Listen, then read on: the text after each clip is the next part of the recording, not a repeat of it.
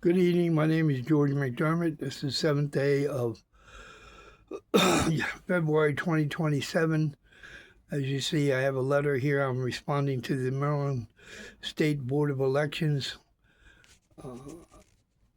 I was sent a letter today that says that I may be subject to sanctions or cost for not filing my campaigning finance committee reports. I sent them a notification that the campaign had been put on stasis because of lack of funds, but that does not mean I'm giving up. So I'm making I'm going to go through this document that I have here and put it on tape for memorialize it, because it's important that all of my constituents know exactly why I'm in the situation I am and what I've done for the community and what I plan to do for the community. Okay, let's pick this up.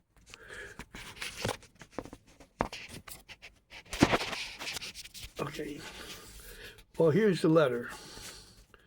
Okay, you can stop this anywhere you want in the, well, but it just basically this is a 2-page letter that I've written to them explaining the circumstances behind what's going on and what's transpired with my campaign this time and for all previous campaigns. It's easy enough to understand. Here I am having enclosed certain exhibits that are relevant to why I haven't been able to properly finance a campaign, and it has cost me, losing the campaigns. Or when you have no support, and you have no money, and you have a party that does not want you to be elected because you are working adverse to the wishes of the party and its corporate donors, especially Donald John Trump, who is the CEO of the Corporation of the United States of America. But I'm trying to rectify that now, and I will be sending it off. This document right here, as you see, this is the FBI disclosure statement. Up here, I've filed for a loan today, and in the almost 70 pages of documents they asked you to sign just to get a review, this is prominent. It shows how the FBI has a duty and a responsibility to investigate fraud, entitled fraud, and you can bring it into focus better by scrolling up on it, still in the picture and scrolling up on the video. But this is myself and my wife.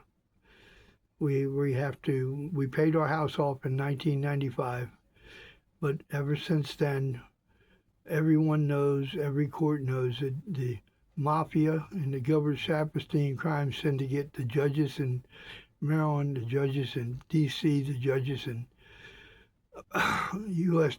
Federal Court of Claims, all look the other way as mafia agents loot our treasury to cover up for criminal misconduct of their fellow bar members.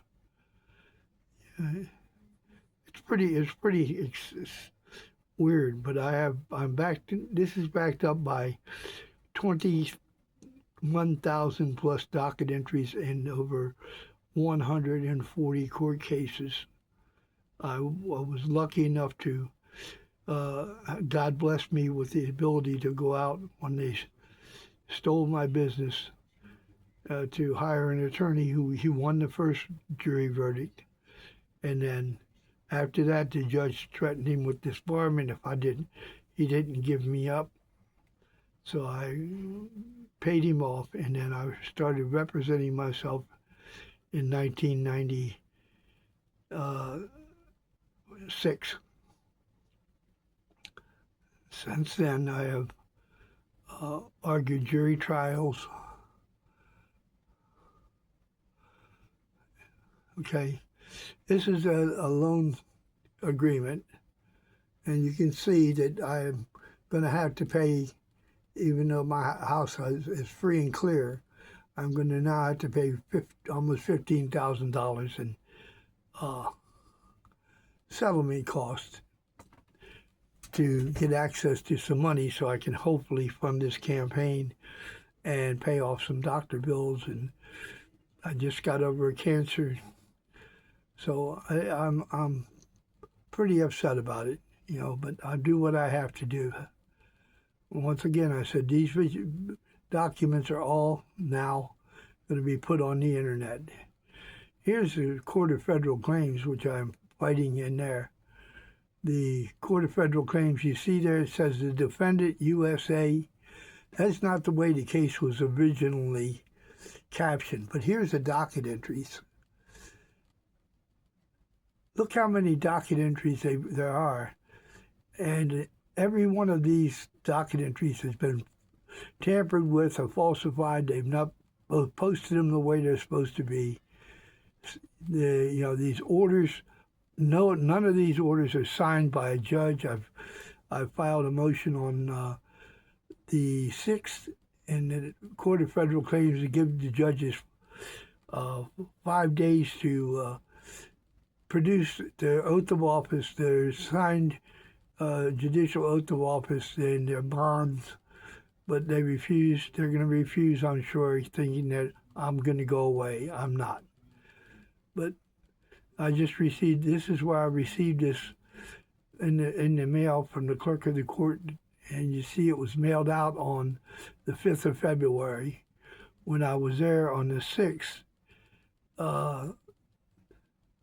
docket entry number 17 was the last docket entry in there. Okay. Now here's the case number for it. This is the motion I filed on the 6th. Okay. And this is all available on Pacer for anybody who wants to review it. And they will see that, I've put myself out there. I have many, many, many enemies because I've exposed the fraud and corruption in these courts. And there's not one of them, not one court in this country anymore that will stand up. Here, look at this. On January 30th, 2020.